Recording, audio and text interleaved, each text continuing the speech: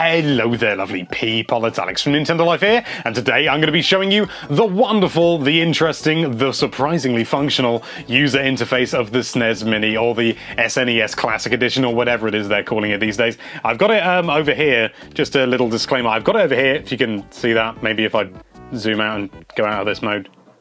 Yeah. The reason I've got it here is because I need to be able to press the reset button, and I don't want to have to try and walk through the camera every time I do that. Also, as a result, I do apologize if there is any slight shrillness or distortion on the audio in regards to the actual video games themselves. That is not the fault of the console. If you hear anything, that is just because I'm using multiple extensions for HDMI and things like that, and so it can cause some slight distortion, so do bear that in mind. So, first of all, I suppose we'll start with the options. If you go up here, you've got display, you've got options, as you might expect, language, you've also got legal notices, which is extremely exciting, and manuals. And you might be looking at this and thinking, it looks very much like the NES Classic Edition, the NES Mini, you know, sort of the NES Mini, the NES Teeny Tiny, whatever they call it. And you'd be right, and it is very similar, it's probably running a very similar operating system in that regard. But let's have a look anyway. So you go into display, and you've got a CRT filter, you've got 4:3, and you've got pixel perfect mode, and I'm not sure why I'm still on that. I want to be on 4:3. I prefer 4:3 personally. Pixel perfect means it's pixel perfect. 4:3, it's slightly stretched, but honestly, you'll probably never notice. And CRT filter is 4:3 with a CRT filter on it, which is fairly self-explanatory. What you've probably already noticed is the frames. Now, this is interesting. You can add any number of interesting little frames into the background. There are, let's count them. So there's blank, we're not going to count that. So there's 1, 2, 3, 4, 5, 6, 7, 8, 9, 10, 11... 11. There are 11 frames to put in the background. I kind of like that one, but personally I think my favourite is the wood grain one. It just looks really nice, and it really sort of pops and it goes against, you know, the wonderful colourful background, and you got this nice wood grain in the background. Reminds me of the Atari consoles from back in the day and stuff like that. Not that I ever played them. Moving into options, we've got my gameplay demo, which I will explain more in, in a minute. I'll explain in greater detail. There's a classic demo, which is very much like the original. If you leave the console alone, then it'll just start playing games and showing you a bit of it and things like that. And you've also got screen burn-in reduction, which is handy. It basically means it dims the screen, which I'm sure you probably knew. You've also got system reset, which will restore it to factory settings, which is, again, pretty self-explanatory. And now, what was the thing I wanted to talk about? My gameplay demo. Okay, so, as you can see here, very much like the old games, you can save suspend points, so basically save states and things like that, which is pretty handy. So, well, I mean, if I play Super Mario World, I can go in like this, Nintendo presents blah blah blah.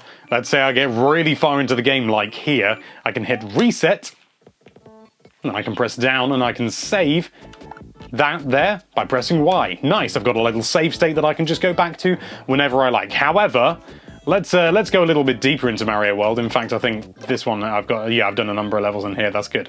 Okay, so let's just go with Yoshi's Island 2. It doesn't matter, and this applies to every game, although there are some slight differences. Okay, so I'm just running along and damn, I've died. But you know what? I can't be bothered to go through the whole level again, so I'm just going to hit reset. Takes me back to the menu, of course. I'm going to tap down, and I could go back to that save state, and but I don't really want to, so I'm just going to hit X instead and rewind. And it's showing me the entire time that I was playing, including a bit before that save state, which is weird. And it's showing me 30 seconds of which. And you go all the way here. Here I am. I'm going to make the jump. I've done it the wrong way. That's where I got up to. Okay, so let's go back a little bit. Okay, so I don't want to go too far back. Let's go back to maybe here. Okay, so I just press start.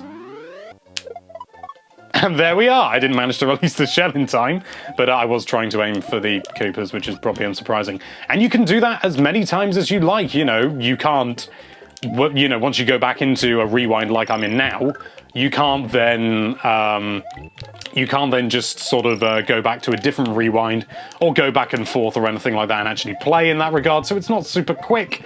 But it's a nice feature nonetheless, and something that the NES Mini did not have. And it can be very useful, I'm sure, particularly with harder games, things like maybe Earthbound, when something really doesn't go your way and the random number generation just is not being your friend, and you just sort of think, sod this for a game of soldiers, and you just rather rewind, you hit reset, you go down, You rewind back to that thing, and you say, okay, I'll start from here. And you get thrown straight back in. It's really, really handy and a really nice little touch. I'm not sure why it wasn't on the NES Mini. Maybe this has got more powerful guts in it. I don't know. I'm not about to open this one up. But what about my gameplay demo? What's all that about? Well, it can actually go back and replay your own save states using that rewind feature. So what you last played, for example, here, Super Mario World, I'm not going to hang around and wait and show you. In fact, no, you know what? I am, because I'm that kind of guy.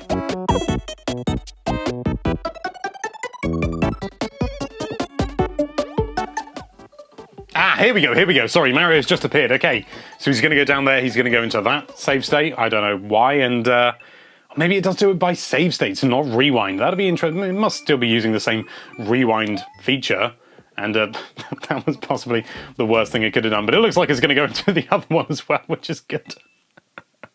That would have been the worst demo ever, just slightly onto the title screen. It's going to load into it.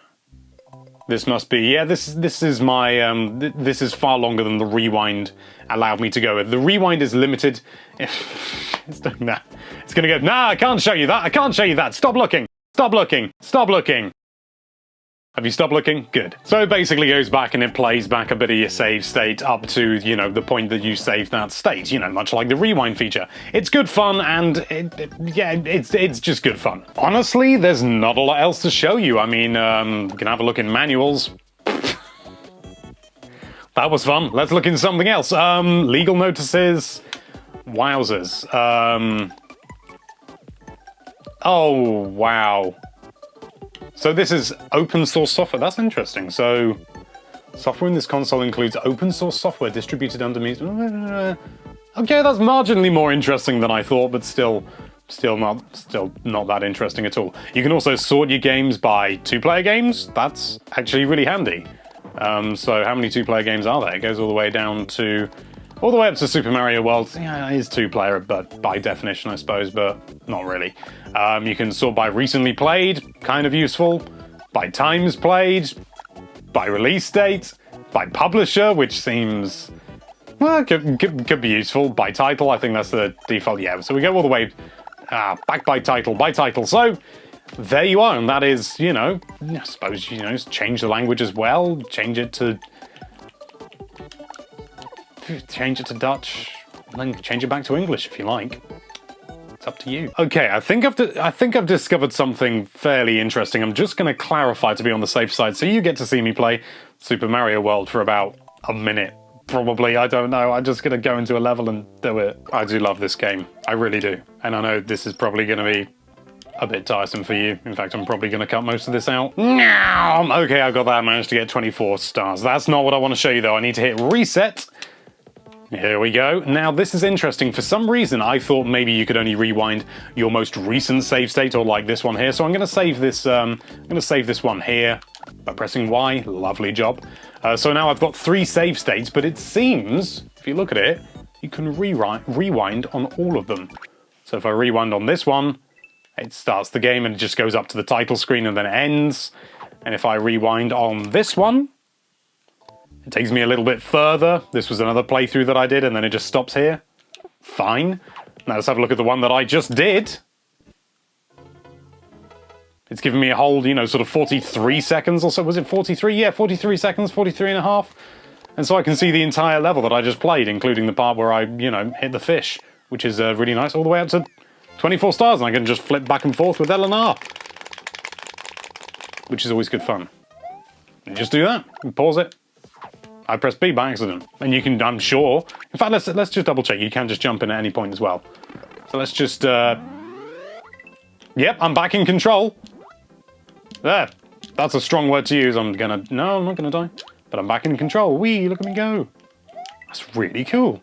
I really like that, actually. Maybe I should have tested this out before doing a video, so I wouldn't look like such a prat. But there you have it. That is the user interface, if you like, of the Super Nintendo Mini NE Classic Edition, Super Nintendo Entertainment Classic Edition, Entertainment. You know what I'm talking about. Anyway, we're going to have loads more Super NES Classic Edition coverage coming up very soon. We're going to have a playlist and everything good like that. You can check that out by clicking that card up there once it's done. This may be the only video for a while, though, so there might not be anything up there when you watch this. Thank you so much for watching. If you like this video, then why don't you rewind past that subscribe button, and be sure to check out nintendolife.com for all sorts of lovely Nintendo-related content. Thank you again for watching. Bye-bye.